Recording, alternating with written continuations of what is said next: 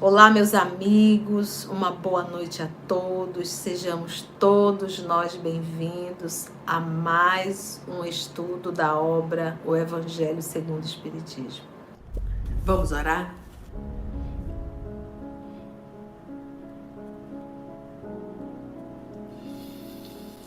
Divino amigo Jesus, já estamos em oração, porque quando falamos em Teu nome, já estamos orando. Quando o nosso assunto é elevado, isso também já é uma oração.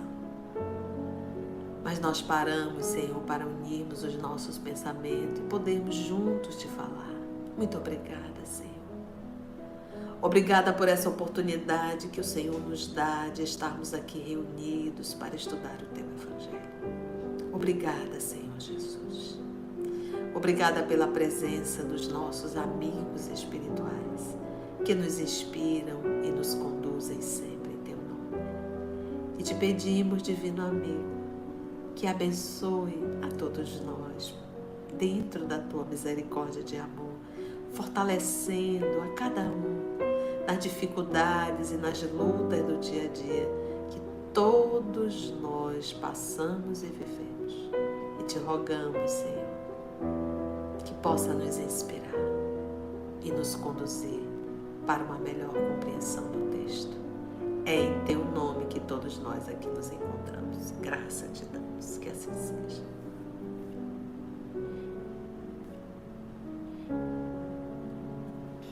Então, gente, esse texto de hoje, o capítulo 9, ele vai nos falar de uma abordagem interessante. Para ilustrar, eu vou trazer a obra Voltei, a história do Frederico Figner. Ele já desencarnado, conta a obra, que está no canal, a gente está gravando agora, estamos publicando, que quando ele veio fazer uma visita à Terra, à cidade do Rio de Janeiro, ele conta assim que foi bastante inusitado, né? Ele transitar em torno dos transeuntes ali, né, das pessoas, e ninguém percebeu, né? Ele achou isso interessante. E logo lá ele já deu uma ideia, assim, para quem estava com ele. Nós não poderíamos nos materializar aqui, no meio da praça. Ele queria se materializar para que todos pudessem ver que os espíritos estão ali. E lembra quando Jesus estava crucificado? O que eles fizeram? Se tu realmente é quem tu dizes que é, desce daí. Salva a ti mesmo. E Jesus responde com silêncio. Então, não pense que o nosso Pai Criador irá nos conduzir pela violência, porque isso já não seria um ato de amor, ou por uma imposição. Então, em verdade, Ele nos aguarda. Só que, à medida que nós vamos tendo atitudes descuidadas dos nossos semelhantes, a gente sofre. É isso que o texto vai falar. Então, o sofrimento da humanidade terrena é uma imposição divina. O sofrimento da vida terrena é resultado dos terrícolas que aqui estão. Somos nós que construímos a guerra. Somos nós que estamos ainda construindo a fome e a miséria. Porque o excesso de um é o necessário do outro. Então, imagina você dentro de uma casa onde você sabe que tem 2 irmãos que passam fome. E você se alimenta, come, gasta, esbanja, sem absolutamente nenhuma complacência com o teu irmão que passa fome. Ou você está dentro de uma casa e você tem todo o atendimento médico necessário. E você tem um irmão que está aí à míngua. Então, se a gente for transformar de uma forma micro para macro, né? Ou seja, sair de uma casa e ver o nosso planeta Terra como uma casa, é isso que nós fazemos, essa nossa indiferença com o semelhante. Então, isso é uma construção humana, não é uma construção divina. Nós somos tão audaciosos, nós temos capacidade de responsabilizar Deus pelo que acontece na Terra. Porque Deus permite isso? Por que Deus coloca pessoas no mundo para viver uma situação dessa? Então isso é típico de um ser humano mesquinho, tolo, presunçoso e sem absolutamente nenhum respeito e nenhum entendimento das leis que regem esse universo. Então, se a minha casa está uma bagunça, é porque eu sou responsável por isso. Então, nós somos criaturas assim, egocêntricas, ou seja, o centro da atenção, e egoístas, eu quero só para mim. Então, além de eu achar que eu estou no centro de tudo, eu também tenho quase certeza que tudo é para mim. Só para mim. Vamos lá para o item 9? Que ele finalizou dizendo: é por isso que Deus lhe deixa a pesquisa dos segredos da terra e revela-os do céu aos simples e aos humildes que se inclinam diante dele, né? Então Deus não, nós até falamos, Deus não nos dá a cura, ele inspira, mas é a gente que tem que buscar. Então, 9. Assim ocorre hoje com as grandes verdades reveladas pelo Espiritismo. Grandes verdades. Alguns incrédulos se admiram de que os espíritos façam tão poucos esforços para os convencer. Vamos supor que de repente, pegar aqui o Daniel. O Daniel chega comigo e diz assim: tia, eu não acredito no mundo espiritual. Mas se a senhora fizer uma reunião mediúnica agora e algum espírito conversar comigo e falar particularidades, eu vou acreditar. Essa é a proposta dele. Ou se algum espírito se materializar para mim, eu vou acreditar.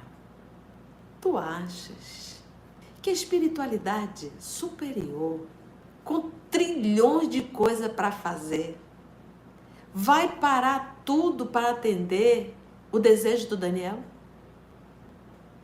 Óbvio que não. Com o advento, com a chegada da doutrina espírita, que eles tiveram muito trabalho para trazer a codificação, porque a programação começou com o início da reencarnação do Denis Arrival e de outros que reencarnaram na época para ajudar. E da quantidade de médios inconscientes, porque era necessário para a época. A quantidade de médios de efeitos físicos, de materializações, de movimento de objetos, mas foi muito em vários lugares do planeta. Então, aquele foi o período de chamar a atenção da sociedade inteira. Aquele foi o período de trazer de forma até científica. Por isso que Kardec diz que o espiritismo é uma ciência. Aquele foi o momento. Então, o trabalho foi feito. Foi sedimentado, a base está toda pronta. Então eles não vão vir para atender o pedido específico de A, B, C ou D. Quer saber? Se deu o trabalho de estudar. Porque nós não vamos atender pedidos particulares de pura vaidade. É igual se chegar comigo, Conceição, não acredita em reencarnação. Tá. Vai mudar alguma coisa? Por um acaso, o fato da criatura não acreditar vai apagar a quantidade de reencarnações que ela já teve? Entende, gente? Então, os espíritos não vão fazer isso para atender o nosso capricho. Ou seja, gente, não é do jeito que a gente quer. Por isso que, de uma forma muito lógica, o nosso querido Francisco Cândido Xavier, o senhor Francisco Cândido Xavier, o que ele nos dizia? O telefone só toca de lá para cá.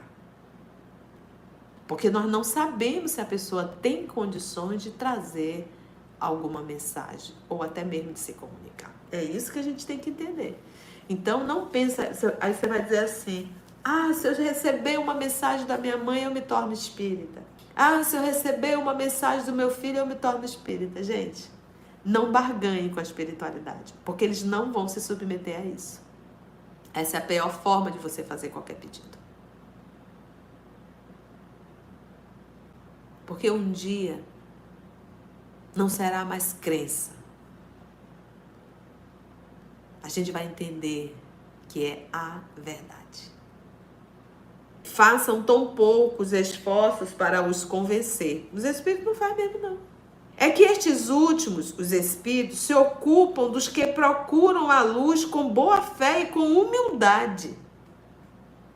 Com boa fé e com humildade. Porque quando eu digo se vocês se manifestarem, isso é um ato de extrema arrogância.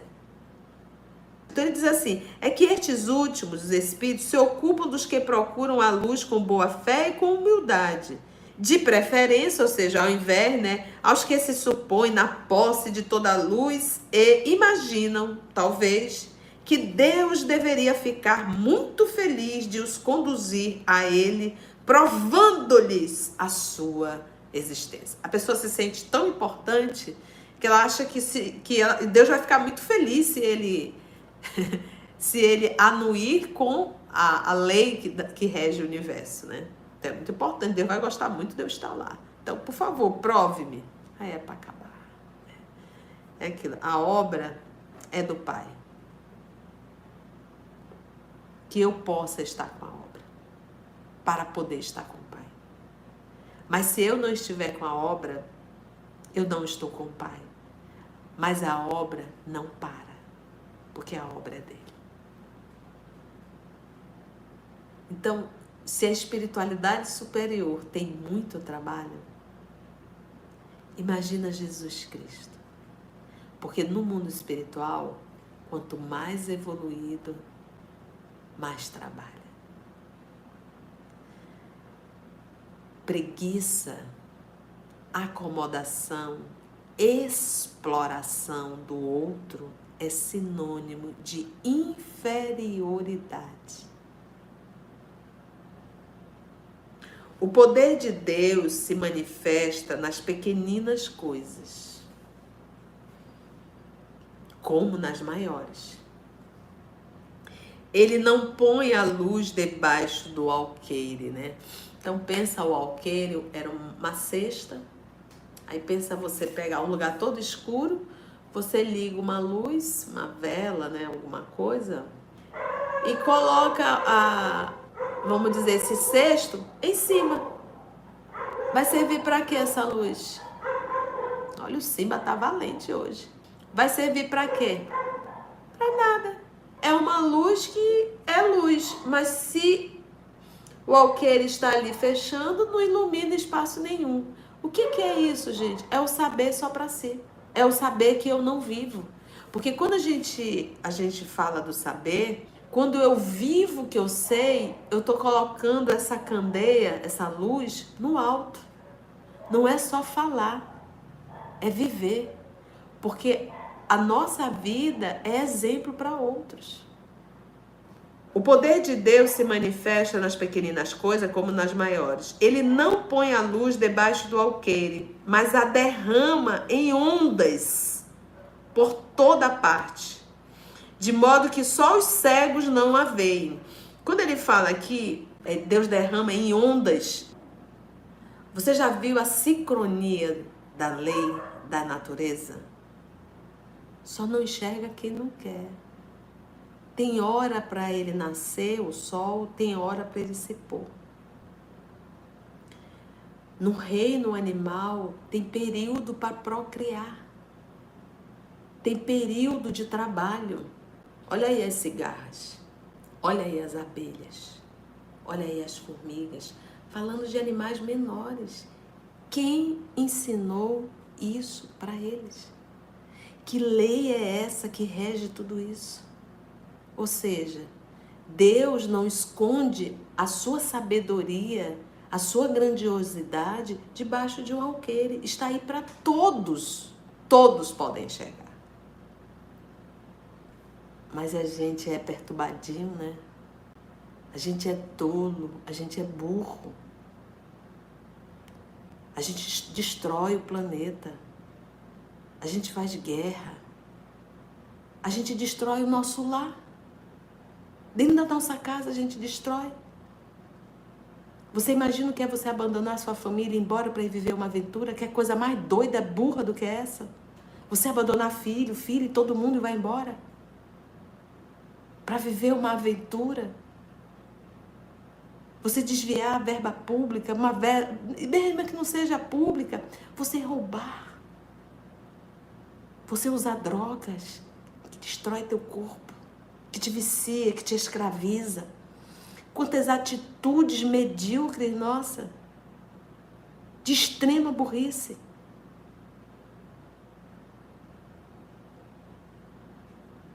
Como é que a gente vai conseguir enxergar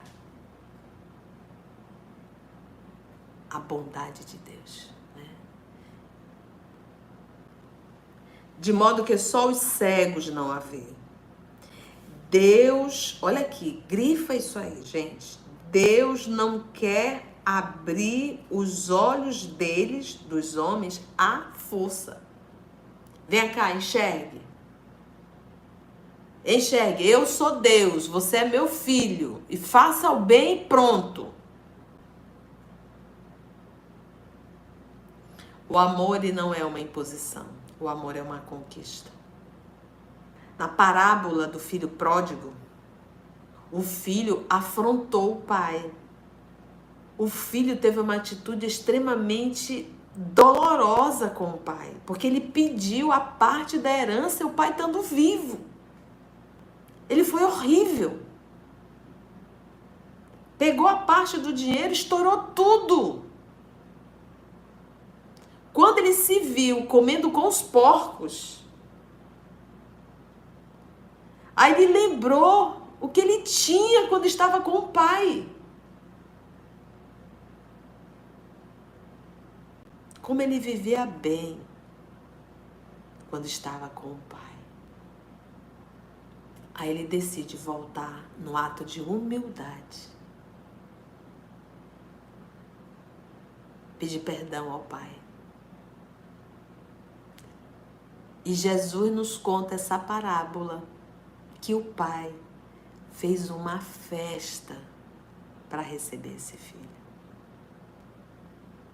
Jesus conta essa parábola para mostrar a alegria do nosso Criador quando nós voltamos ao bem, quando nós voltamos ao bom senso. Mas normalmente a gente só faz esse caminho de volta quando nós já estamos comendo com os porcos. Quando fala em porco, para os nossos irmãos judeus, principalmente naquela época, ninguém comia nem o porco. E imagina você comer com os porcos. Então, muitas vezes, é isso que acontece com a gente. A gente precisa chegar nesse movimento de dor moral para a gente dizer: meu pai, o que eu fiz da minha vida? Olha onde eu estou. Me aceite de volta. Me dê uma nova chance. Deixa eu reencarnar de novo. Ele diz: Deus não quer abrir os olhos deles à força, já que lhes apraz mantê-los fechados. Ou seja, somos nós que queremos manter os olhos fechados. E Deus não vai nos obrigar a abrir. O processo está acontecendo. A vida está acontecendo. A evolução está acontecendo. Se eu não quiser, ainda assim Ele não vai me obrigar. Ele vai me tirar daqui e eu vou reencarnar em um planeta que está dentro da minha condição moral. As pessoas, ainda tem gente que ainda não entende, diz: mas tia, não se diz que o espírito não regride? Sim, o que ele conquistou, ele vai levar. Mas o que ele conquistou? Só a intelectualidade. Moral não tem, senão não seria exilado. Entende? É isso, é assim que a bondade divina, a tolerância divina. Chegará a sua vez. Vai chegar a vez. Deus não vai forçar ninguém a abrir os olhos. Chegará a sua vez. Mas antes é preciso que sintam as angústias das trevas. Aí pego novamente o exemplo do filho pródigo. O filho que pegou dinheiro e destruiu tudo, né? Destruiu todas as oportunidades, todas as riquezas. Gente, estar encarnado é uma riqueza. É uma riqueza enorme. É uma oportunidade ímpar. E o que estamos fazendo dela? Então, é preciso primeiro que sintam as angústias das trevas e reconheçam Deus e não o acaso na mão que lhes fere o orgulho. A gente diz assim, não, isso aqui é um acaso. Não, não é um acaso, não. É a lei. Eu tenho que entender que a minha vida, ela está nas minhas mãos. Deus me dá o lápis, me dá o caderno e nos dá o livre-arbítrio para escrever a nossa história. Todos os dias, de todos os dias. Ai, tio, eu queria tanto mudar. Depende de ti. Não depende do outro. Ah, mas o outro é difícil. É problema do outro. Evoluir aqui na Terra, o que mais nós temos é material pedagógico. É para onde você vira tem doidinho. Então sempre os doidinhos me dando, e eu também sou doidinho para o outro, mas me dando oportunidade de tolerância, de resignação, de humildade. Alguém que te fere no dia a dia, tá, gente? Que fala algo atravessado para ti, que te irrita, é o orgulho da gente. Que a gente não admite que o outro possa falar assim. Instrumento pedagógico, te dando a oportunidade de exercitar a humildade. Entende isso? Então, eu preciso viver na Terra porque eu tenho instrumento para todos os lados e eu preciso exercitar isso. Eu preciso, até isso não mais fazer a mínima diferença para mim. Isso não mais atingir. Eu sofro, não é porque o outro falou. Eu sofro é porque a vaidade que está em mim se irrita.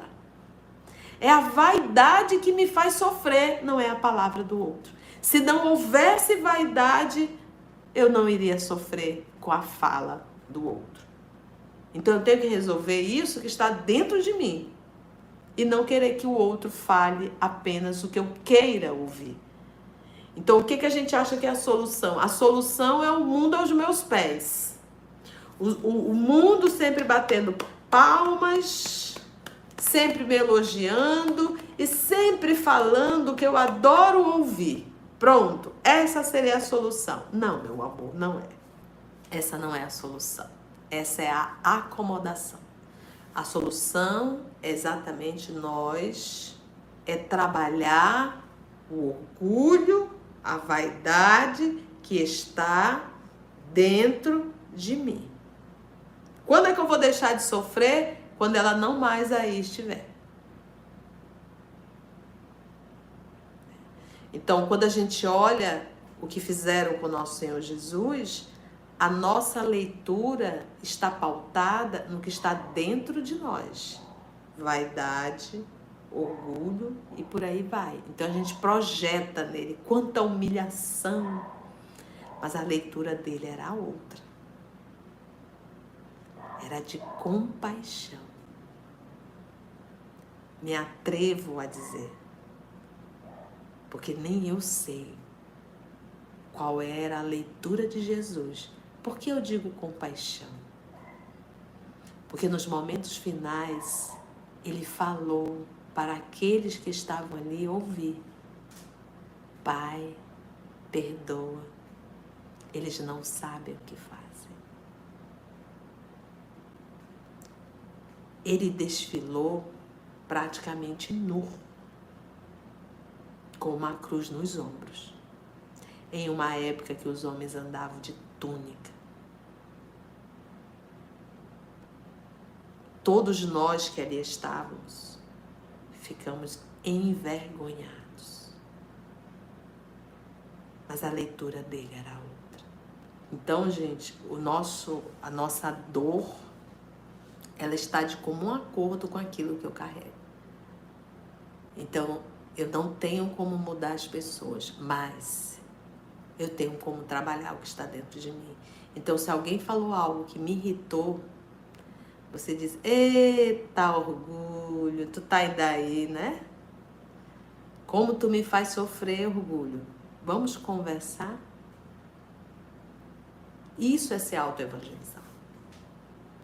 Chegará a sua vez, mas antes é preciso que sintam as angústias das trevas e reconheçam Deus e não o acaso. Para vencer a incredulidade, Deus emprega os meios mais convincentes conforme os indivíduos. Deus emprega os meios mais convincentes. Ou seja, gente, a todo momento na nossa vida, Deus está agindo, colocando pessoas, situações, um livro, um vídeo, uma mensagem, uma palavra. São vários os chamados em idiomas específicos. E eu estou falando de idioma, algo que eu consiga entender. Então, alguns vão entender o chamado pela fala dos nossos irmãos protestantes. Outros vão entender o chamado pela fala dos nossos irmãos espíritas. Outros vão entender o chamado pela fala dos nossos irmãos budistas. Outros irão entender o chamado pela fala dos nossos irmãos umbandistas ou de qualquer outra denominação religiosa. Aonde está o bem? Deus lá está, falando a linguagem para chamar a atenção daquele filho. Deus emprega os meios, é isso que eu estou explicando, mais convincentes, conforme os indivíduos, conforme o seu grau de entendimento. Não cabe ao incrédulo prescrever-lhe o que deva fazer nem dizer. Não cabe ao incrédulo, que sou eu, dizer a Deus o que ele tem que fazer. Deus, se verdadeiramente o Senhor existe, faça isso acontecer. Aí para acabar, né, gente? Não cabe ao incrédulo prescrever-lhe a Deus o que deva fazer e nem dizer. Abre aspas. Se queres me convencer, deves proceder dessa ou daquela maneira, em tal ocasião e não em tal outra, porque essa ocasião é a que mais me convém. Então, abre aspas assim, ele colocou aqui uma fala, você falando com Deus. Deus, se verdadeiramente você existe, faça com que aconteça isso, isso, isso. Aí é pra cá. Quando você faz uma proposta dessa, você tem quase certeza que Deus é um humano, idoso, de barba e cajado, sentado numa cadeira. Não se espantem, pois, os incrédulos de que nem Deus, nem os espíritos, que são os agentes da vontade de Deus, se submetam às suas exigências. Perguntem a si mesmos o que diriam se o último de seus servidores quisesse impor-se a eles. Deus impõe condições, mas não se submete a dos outros. Por exemplo, vou pegar aqui um tema muito doloroso, que é o suicídio. Normalmente, alguns casos de suicídio é resultado de não aceitar a vida que está vivendo. Não aceitar a condição que está. E a pessoa comete suicídio. A primeira decepção é não morrer. O suicida, ele mata o corpo, mas ele não mata a alma, porque a alma é imortal. A alma é imortal, ela teve começo. Eu não posso dizer que a alma é eterna, porque eterno é aquilo que não teve começo nem terá fim. Então eu tenho que dizer que ela é imortal. Ela teve começo, mas não terá fim. Então essa criatura fugiu. É um clandestino no mundo espiritual, como diz na obra Memória de um Suicida. O suicida é sempre um clandestino no mundo espiritual. Ele vai ter que reencarnar em situações dolorosas, tentar recuperar ali o corpo perispiritual. E quando ele conseguir passar por todo esse processo, ele vai voltar à experiência que ele fugiu. Por isso que ele diz, Deus não se submete aos nossos caprichos. Não, Deus não se submete as nossas chantagens emocionais. Gente, ainda tem pessoas barganhando com Deus. Senhor, se o Senhor me der isso, eu prometo fazer aquilo. Senhor, se o Senhor me der essa graça, eu prometo que eu vou fazer. Gente, não subestime Deus a esse ponto. Não barganhe com Deus. A doença, gente, o não que a vida dá, é um ato, muitas vezes, de extremo amor de Deus, para evitar que nós venhamos a nos perder. Aí Ele dá um não como proteção. Às vezes, aquilo que a gente mais quer é um caminho que nos irá levar à perdição de uma encarnação inteira. E aí o papai nos dá um não. Às vezes ele nos tira daqui através de uma enfermidade dolorosa, porque era o tempo exato, porque se nós permanecêssemos, iríamos fazer besteira. Então quer dizer que quem está aqui 90 anos é porque está cumprindo tudo? Não necessariamente. Não necessariamente. Então cada caso é um caso específico.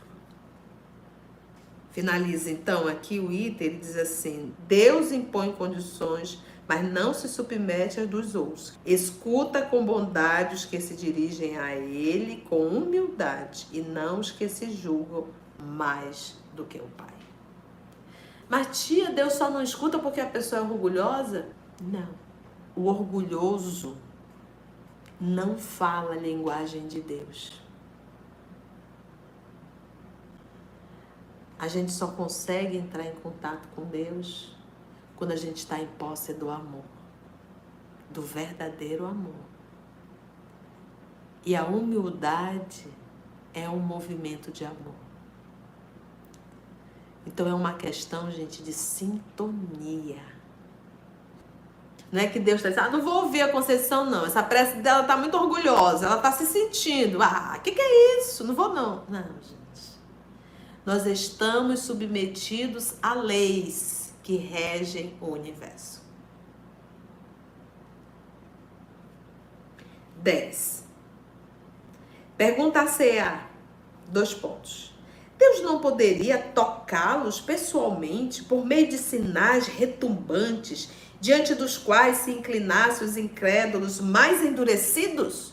Por que Deus não vai lá em Brasília, se manifesta e diz, chega! Vocês não vão mais destruir o Brasil. É assim que a gente quer? Diante dos quais se inclinassem os incrédulos mais endurecidos? Sem dúvida, que eu poderia. Aí lembra lá, quem já está fazendo há 2000 anos vai lembrar dessa passagem. Quando o soldado chega e diz, Senhor, esses judeus, eles são... Eles usam um termozinho, são fascinados, eles são, vamos dizer, fascinados, né? Peça para ser julgado em Roma por César. Aí Jesus responde assim, se eu quisesse, eu pediria a meu Pai e Ele enviaria uma legião de anjos e iria pulverizar toda Jerusalém. Mas o que o meu Pai quer, e aí quando ele diz o que o meu Pai quer, o que a lei quer é que eu me entregue aos judeus. É que eu mostre para essa sociedade terrena o que é viver na terra, o que é sacrifício. Porque até a vinda de Jesus, o sacrifício era sacrificar os animais para eu ficar bem. Eu aprontava, ia lá, comprava um animal, sacrificava o animal, estou bem na fita, já paguei meu dízimo, já matei o animal, estou bem, já fiz a oferta a Deus. Até a gente conseguir entender que o sacrifício que agrada a Deus é sacrificar essas coisinhas que está dentro da gente. Vaidade, orgulho, egoísmo e mais um tanto de coisa. Então ali, ele estava mostrando o que é sacrificar-se. É essa a lição que ele está pedindo da gente? Não. Ele não está pedindo que a gente se mate pelo outro. Ele está pedindo que a gente sacrifique o que está dentro da gente. A lição do nosso Senhor Jesus que ele trouxe, gente, não é lição para a gente ser um Cristo. Volto a repetir. São lições para nós sermos humanos. Amai-vos uns aos outros como eu vos tenho amado. Cuidai um dos outros como eu tenho cuidado de vocês. A gente não cuida nem do pai nem da mãe. Ainda explora os velhinhos. Sem dúvida que o poderia. Mas nesse caso, onde estaria o mérito deles? E ademais, para que serviria isso? Ir lá em Brasília estourar tudo? Não se vê em todos os dias criaturas que recusam a evidência, chegando até mesmo a dizer, abre aspas, ainda que eu visse, não acreditaria, porque sei que é impossível, fecha aspas. Se esses se recusam a reconhecer a verdade, é porque o seu espírito ainda não está maduro para compreendê-la, nem o coração para senti-la. Não está maduro nem razão e nem sentimento. O orgulho é a venda que lhes obscurece a visão. Tchan, tchan, tchan, tchan. O orgulho, olha aí o trem que está dentro, é a venda que nos impede de ver o óbvio. De que vale apresentar a luz a um cego? Então o problema não é a falta de luz, o problema é a venda que está nos nossos olhos. É preciso, pois, que se cure antes a causa do mal. É por isso que, médico hábil que é, Deus castiga primeiramente o orgulho. Ai, tia, eu não gosto dessa palavra castiga. Gente, é um problema nosso. Que a gente precisa resolver, que ainda está encrencado com a Idade Média. Mas esse castigar é corrigir. Né? O que a gente dizia quando a mãe colocava a gente? Ela está de castigo. Está de castigo por quê? Correção. Aprontou e tem que ser corrigido. É um ato de desamor? Não. Um ato de desamor é você não corrigir. É você deixar o outro se acabar. Tia, eu acho que o evangelho tem palavras ultrapassadas. Meus irmãos, ultrapassado é nós, que já estamos bem ultrapassados. Porque nós estamos há milênio matando uns aos outros, traindo uns aos outros, roubando um dos outros. Isso sim está bem ultrapassado. Mas bote ultrapassado nisso. E Deus castiga primeiramente quem? O orgulho. Então volto aqui. Olha a lei. Alguém aprontou, me ofendeu, porque eu me senti ofendido por conta do orgulho. Eu estou sofrendo por quê? Por conta do orgulho, que está onde? Dentro de mim. Por isso que Jesus diz, todo aquele que se eleva pelo movimento de orgulho, de vaidade, será rebaixado. E a queda não é fácil. Não abandona seus filhos perdidos, por saber que, cedo ou tarde, seus olhos se abrirão. Lembra da história do filho pródigo? Mas quer que o façam de livre vontade. Deus não quer obrigar. Quando vencidos pelos tormentos da incredulidade, atirar-se-ão por si mesmos em seus braços e pedir-lhe perdão, quais filhos pródigos. É isso, gente. Então não fique aí questionando a Deus, nosso Pai. Por que que ele permite? Por que que ele não manda uma bomba cair lá? Por que que ele não tira a vida de fulano, dá um castigo, né? Calma. Aí eu me lembro de uma fala, eu não me lembro de qual é o livro, não é no Boa Nova não, mas é uma dessas mensagens de Humberto de Campos, em que Pedro fica assim injuriado e vai reclamar para Jesus de alguns comportamentos inadequados. Senhor, fulano de tal está fazendo isso, isso e isso. Calma, Pedro. Ele viverá. Mas, Senhor, fulano está fazendo... Calma, Pedro. Ele viverá. Ou seja, calma, gente. Eles irão reencarnar. Então, todo mal que nós fazemos, nós teremos que corrigir. Acabou. Foi bom, gente? Deu para aprender alguma cosita? Vamos então, meus amigos, unir os nossos pensamentos. Como é bom, Senhor, estarmos sentados aqui, estudando o Teu Evangelho, ouvindo as verdades da vida, ouvindo os propósitos verdadeiros da vida. Mestre, amor de nossas vidas. Nós iremos daqui a pouco dormir. A alma emancipa. Que possamos ouvir novamente o Teu Evangelho no mundo espiritual. E que ao acordar pela manhã, Senhor, possamos trazer as Tuas lições vivas no nosso mundo íntimo. E que nós possamos, ao decorrer dessa semana, nos esforçar para sermos pessoas dóceis, amáveis, e que possamos, Senhor, praticar o cuidar um do outro. Obrigada, amor amado, que a Tua paz possa envolver a todos nós e que da nossa água, Senhor, a medicação necessária que precisamos, que a Tua paz nos envolva. Obrigado, amor querido, que assim seja.